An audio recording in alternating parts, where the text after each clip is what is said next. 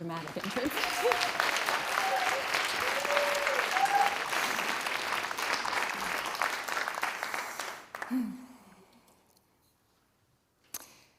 In the early morning hours of May 27th, 2018, my 20-year-old son and a friend set out on a boat in the Long Island Sound to go visit a haunted lighthouse about 1 nautical mile from the shore.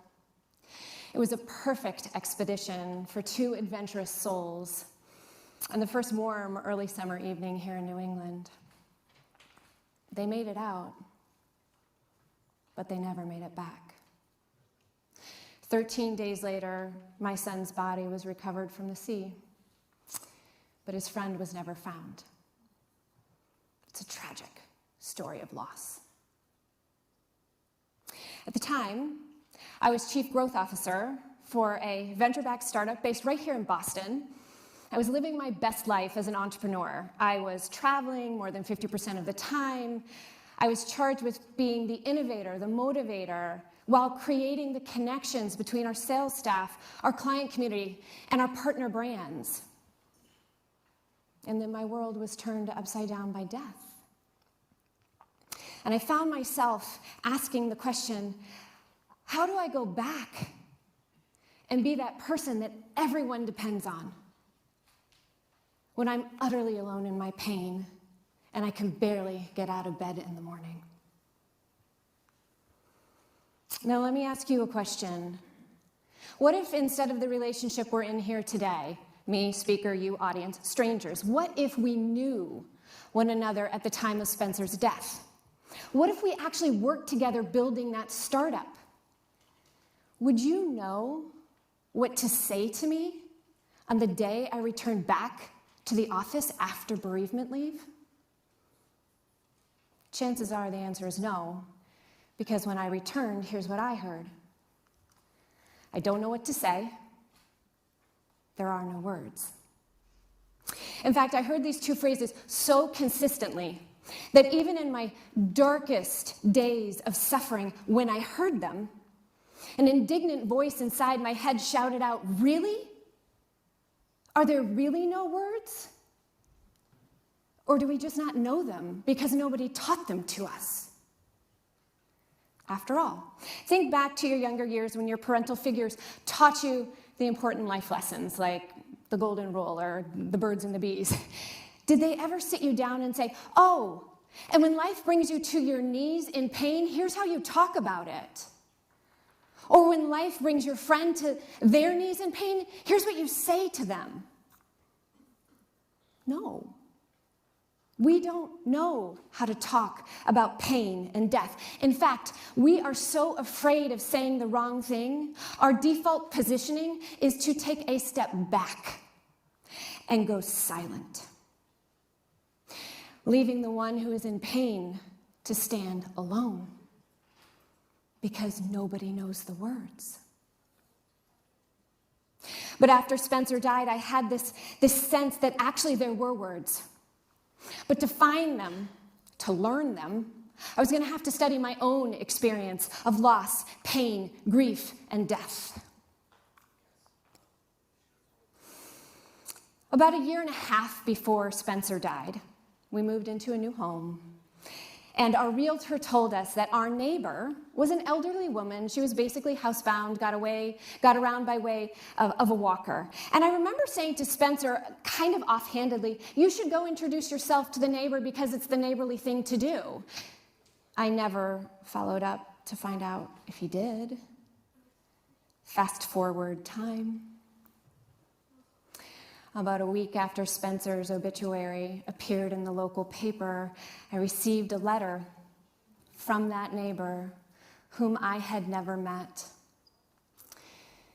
And after opening with condolences, she closed by sharing a story, and the words were, "Bevin, I'll never forget the day that Spencer came over and introduced himself to me. He knocked on my door. He looked me right in the eye and he said, 'If ever you need anything, we're just right next door.'" And then she continued by saying, "I remember thinking to myself, what a kind and thoughtful young man you were raising." And when I read my neighbor's letter, I knew she knew some of the words. Stories. Words of stories. And the most powerful and amazing aspect of stories is they don't have to be profound and big to be meaningful. Remember, my neighbor met my son one time for probably less than 2 minutes. And yet, when I read the words of the story that she shared, my heart, my soul was deeply comforted. In some of my darkest days of suffering, there are words. The words you share are the words of a story. But what if you didn't know the person who died, so you don't have a story to share? What then? When I was in high school, I taught swimming lessons and I lifeguarded, and one summer I had this brother duo come to learn to swim with me, and I remember them clearly because the youngest of the two, who was probably all of 3 years old at the time, he wore these red-rimmed glasses. He was very memorable. And we had a lot of fun working together that summer. And as time moved forward, we stayed in distant contact. And so that it was actually through the grapevine when I learned many years later that the oldest of the two brothers had died by suicide. When I heard the news, I didn't reach out to that mother because I didn't know what to say, and I was terrified of saying the wrong thing. So I took that step back and went silent. Fast forward time. About a month after Spencer's memorial, I received a message through Facebook from that mother whom I had not spoken to in years. And after opening with kind thoughts, she closed with the most simple yet profound statement. She said,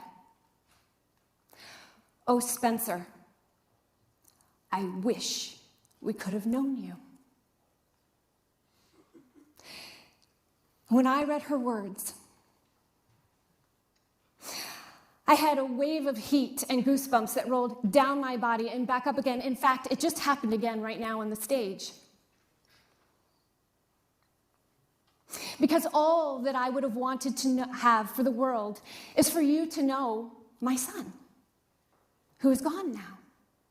And the fact that she would have wanted to know him as well was deeply comforting to me. There are words. You can say, "I wish I could have known them." But what about the times there are no words because there aren't supposed to be any? What then? In the early hours when Spencer was missing and the Coast Guard was still conducting its search on the water, I received an email from a group of coworkers, and they said, "Dear Bevin, we stand by bearing witness to this most unimaginable experience." And I remember reading it thinking to myself, I've never heard bearing witness used that way. And when I scrolled down to the bottom of the email, they'd actually included a definition of bearing witness from Judith Johnson that read in part, "Bearing witness is largely nonverbal. It is the act of becoming a compassionate observer to the unfolding of another person's moment. And it is making the profound decision to not try to fix their pain and suffering."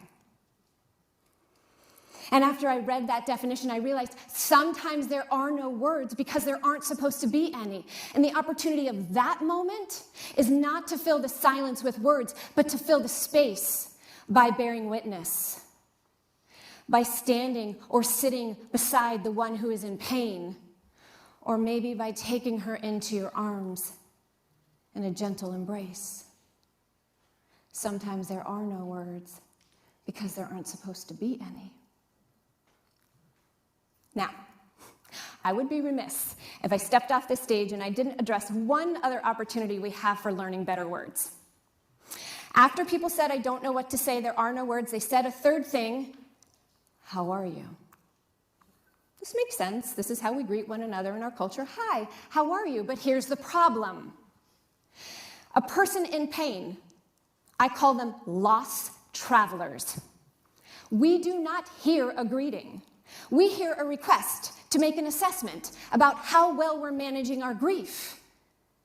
And most of us have no idea how we're doing. And in the darkest days, you would not want us to answer honestly. So I have a proposal to make.